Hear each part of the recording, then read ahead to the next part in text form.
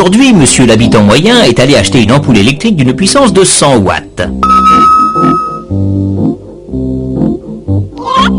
Madame l'habitante moyenne, elle, est allée acheter un sèche-cheveux pour sécher ses cheveux. Puissance 1000 watts. C'est-à-dire 1 kilowatt, étant donné que 1000 choses se dit 1 kilo chose. Le monsieur des chemins de fer voulait une locomotive pour tirer son train à 130 km à l'heure.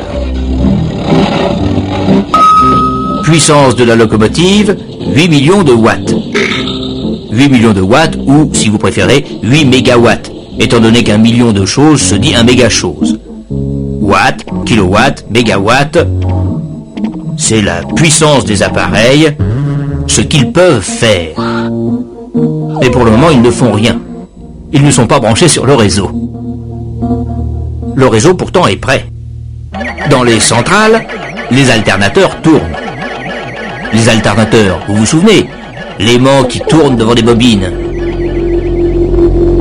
Dans la pratique, évidemment, cette image d'alternateur serait un peu plus près de la réalité, mais le principe est le même.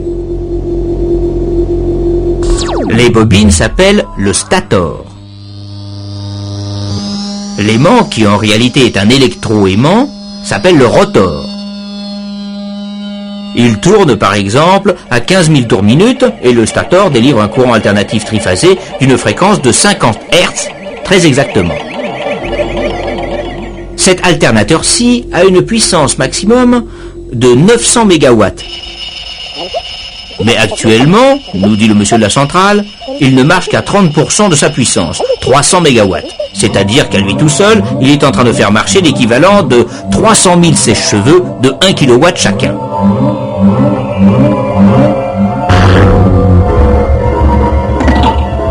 Mais vous vous doutez bien que s'il y a 300 MW qui sortent de l'alternateur, il faut bien qu'il y ait une machine au moins aussi puissante pour le faire tourner. Il n'y a pas de miracle. Mais quelle machine ?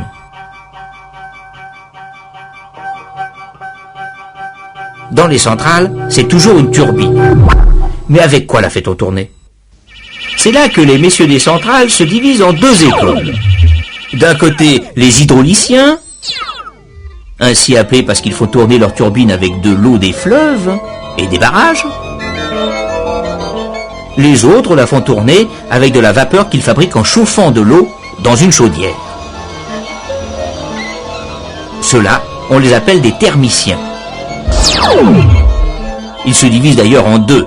Le thermicien classique, qui chauffe sa chaudière avec du charbon, du pétrole, du gaz. L'autre, le thermicien nucléaire, se sert d'un réacteur. Mais revenons à notre centrale. Elle débite toujours ses 300 MW. Supposons que tout d'un coup, voilà 40 locaux qui se branchent en plus des 300 000 sèche-cheveux déjà branchés. Cela fait au total 600 MW que réclame le réseau. Si votre centrale est seule à fournir 300 MW, cela ne suffit plus. Il faut augmenter la puissance. Notre monsieur, s'il est hydraulicien, ouvre la vanne d'arrivée d'eau. S'il est thermicien, il ouvre l'arrivée de vapeur, sans oublier bien sûr de pousser les feux et d'ouvrir aussi l'arrivée de combustible. La puissance de la machine augmente. L'alternateur sort ses 600 MW, maintient sa vitesse et les 50 Hz très exactement. Dans la pratique, tout cela est automatique. Personne ne s'aperçoit de rien, sauf bien sûr le thermicien, qui voit sa consommation de combustible augmenter, ou l'hydraulicien, qui voit sa réserve d'eau baisser. Mais l'eau, en principe, cela ne coûte rien. Alors, si l'eau ne coûte rien, pourquoi ne pas faire des centrales hydrauliques ? Ce serait beaucoup plus économique. On verra cela la prochaine fois.